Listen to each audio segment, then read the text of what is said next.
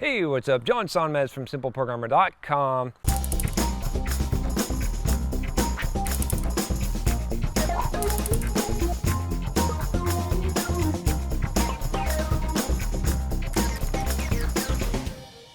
And I have a question about jumping into consulting without experience. So this question comes from Travis, and he says, "Hi John, my name is Travis. I've been reading your book, Soft Skills." Great book, by the way. Here it is if you want to check it out. And I want to know if an independent software consultant is right for me at this time.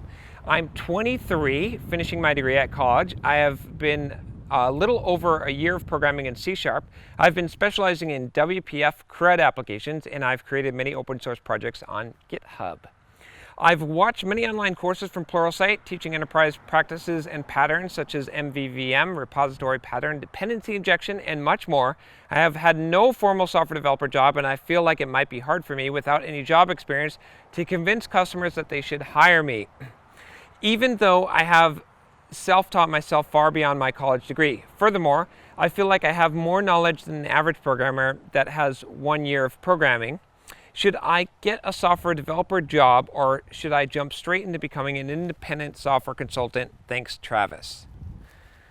So, Travis, this is going to be hard. I'll be honest with you. Trying to jump into just being an independent software consultant, a freelancer essentially, without any kind of experience, it's going to be difficult because you're going to have to get people to trust you, and you've got nothing to show for it.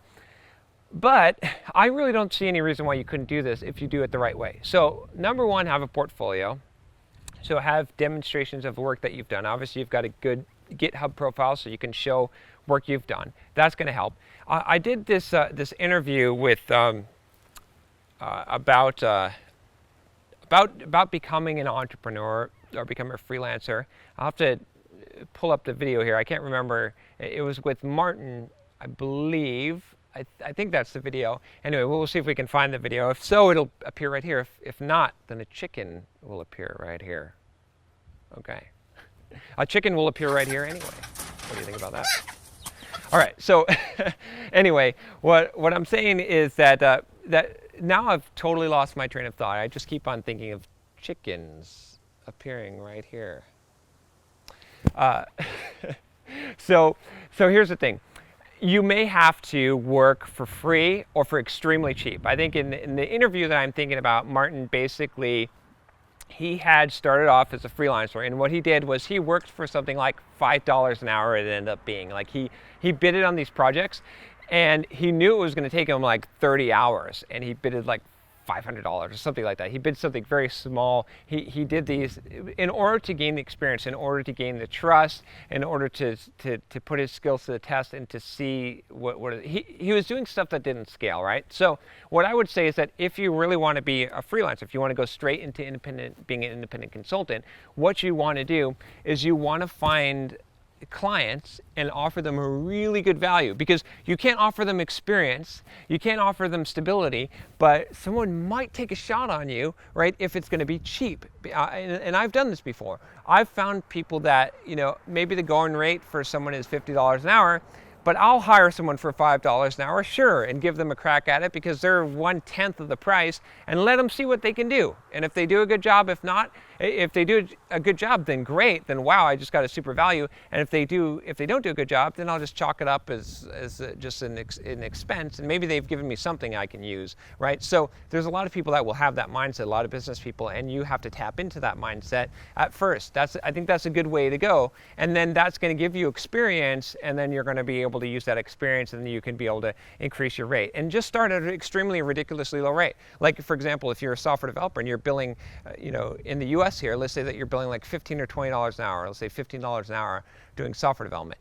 If you actually have the skills and you've got a portfolio and you just say, look, honestly, I don't have any experience, that's why I'm billing this rate, it's a hell of a deal. I tell you that it's a hell of a deal because I can do just as good of a job as someone who has 5 years experience, but I'm going to give you this rate. You're going to have customers. I guarantee you, if you advertise that right, you're going to have customers. And then once you do good work for them, you're going to have referrals, and you can start upping your rate, because then you'll start to have experience. So you're just going to have to work your way up, honestly, if you want to do that. I will tell you that that you do want to do inbound marketing, though. You don't want to be going out and trying to get clients.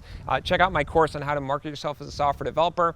It's kind of designed for the problem that you're facing here, which is you got to get people to come to you, right? And so if you build a blog, if you know how to market yourself and brand yourself and build a good personal brand, especially if you're starting out as an independent consultant, you should definitely invest some in that, in building the brand, in building the inbound marketing, because it's so much better to have clients and customers coming to you and then you going out and finding them. And so that's I don't want to go too much into this because we've already gone on long enough, but essentially, figure out what is a specialty that you're going to provide, what you're going to be the expert in, brand yourself as that expert in that area, and that's going to help you more than anything else. So thanks for the question. If you have a question for me, email me at john@simpleprogram.com. And if you like this video, and if you like chickens, subscribe.